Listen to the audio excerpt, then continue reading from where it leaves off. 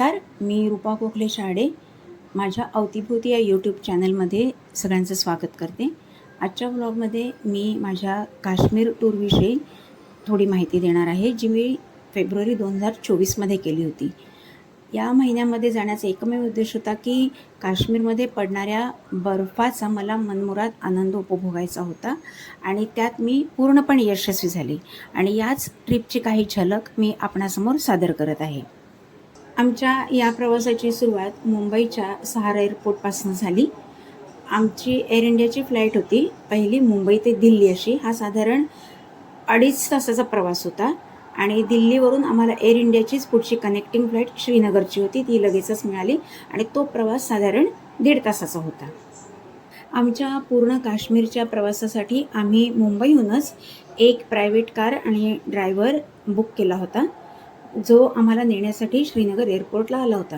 आमचा पहिला मुक्काम अर्थातच श्रीनगर इथे होता आणि ज्या हॉटेलमध्ये आम्ही 2 दिवस हा मुक्काम केला होता त्या हॉटेलचं नाव होतं ग्रीन रूम. आपण आता हे जे बघताय ना, ते ग्रीन रूमचं रिसेप्शन काउंटर आहे आणि ही रिसेप्शन रूम अतिशय छान डेकोरेट केली होती. तिकडे खऱ्या फुलांची सजावट होती आणि आता हे जे बघताय ह्या रूममध्ये आमचा 2 रात्र मुक्काम होता. त्याच्यामध्ये आपल्याला जे दिसत आहे तो काश्मीरचा पारंपरिक लोकप्रिय पेयाचा एक प्रकार आहे, ज्याला कावा असं म्हणतात आणि तिकडचा पारंपरिक नाश्त्याचा प्रकार आहे, तोही आम्ही तिकडे खात होतो, जो अतिशय चविष्ट असतो. श्रीनगरमध्ये पहिलं आम्ही जे एक निसर्गरम्य स्थळ पाहिलं ते होतं परीमहल. आता परीमहल म्हणजे राण्यांसाठी बांधलेला जो एक महाल होता असं आम्हाला तिकडच्या गाईडने सांगितलं आणि हे परीमहल म्हणजे एक 7 थर असलेलं मुघल गार्डन आहे आणि सगळ्यात वरच्या थरावरनं आपल्याला श्रीनगर शहराचं संपूर्ण छान असं व्ह्यू म्हणजे एक दृश्य पाहायला मिळतं. पूर्ण श्रीनगर शहर आपल्याला त्याच्यातनं दिसतं. दुसऱ्या दिवशी आम्ही दूधपत्री किंवा व्हॅली ऑफ मिल्क या ठिकाणाला भेट दिली. हे एक असं उंचावरचं ठिकाण आहे पहाडावरचं आणि आम्ही ज्या दिवशी गेलो त्या दिवशी तिथे तुफान बर्फवृष्टी होत होती आणि आपल्याला शिखरापर्यंत जायचं असेल तर 2 मार्ग उपलब्ध होते, घोड्यावरून किंवा मोटरसायकलवरनं.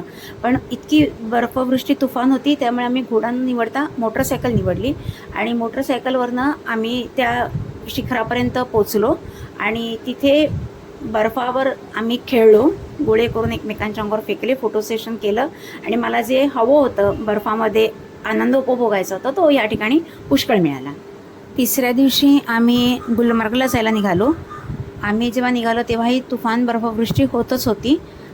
आम्हाला अर्ध्या रस्त्यापर्यंत गाडी होती, त्याच्यानंतर आम्हाला पुढे चालत जायला लागलं कारण गाडी पुढे चढणं शक्य नव्हतं. आम्ही ज्या हॉटेलमध्ये राहिलो होतो त्याचं नाव होतं द मिडोज. त्याच्यानंतर नेक्स्ट डेला आम्ही गंडोला राईड घ्यायचा प्रयत्न केला. अतिशय बर्फ पडत होता तरीसुद्धा आम्ही चालत चालत त्या राईडच्या स्पॉटपर्यंत गेलो, पण अतिशय बर्फवृष्टी होत असल्यामुळे ती राईड बंद ठेवण्यात आली होती.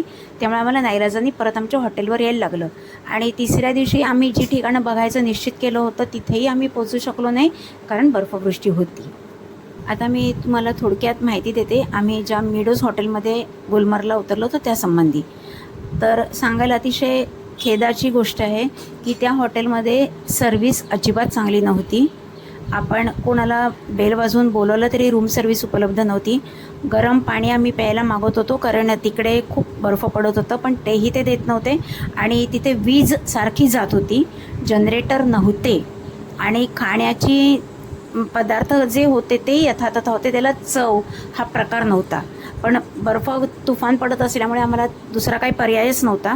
आम्ही तिकडेच राहत होतो, पण त्यामुळे मिडोजबद्दल व्यक्तिशः माझं मत आहे की तिथे जर जमलं तर कोणी जाऊ नये. 6व्या दिवशी आम्ही पहलगामला जायला निघालो आणि पहलगामला जाताना वाटेमध्ये आम्ही अवंतीपूर या ठिकाणी तिकडचा राजा अवंती यांनी बांधलेल्या विष्णू मंदिराला भेट दिली. हे अतिशय भव्य आणि प्रशस्त असं विष्णूचं मंदिर आहे. त्याच्यात अनेक देवांच्या मूर्ती आहेत, पण मुघल साम्राज्यात हे उद्ध्वस्त झालेलं मंदिर आहे आणि आताच्या सरकारने याचा जीर्णोद्धार करायचं काम हाती घेतलेलं आहे. लवकरच आपल्याला इथे एक भव्य मंदिर विष्णूचं परत पाहायला मिळेल. आमचा पहलगामला 2 रात्रीचा मुक्काम द लिडर या हॉटेलमध्ये होता. तिथे आम्ही जी स्थळं पाहिली त्यापैकी एक महत्त्वाचं स्थळ होतं की घोड्यावरनं आम्ही एका उंच डोंगरावर गेलो आणि तिथे आमच्याबरोबर गाईड होता.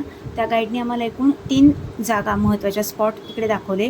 एका स्पॉटवर सगळी हिंदी सिनेमाची शूटिंग्स होतात, त्यानंतर दुसऱ्या स्पॉटला मिनी स्वित्झर्लंड असं म्हणतात आणि तिथे नयनरम्य दृश्य होतं. आणि तिसरा जो होता तो बैसाना व्हॅली असं त्याला म्हणतात.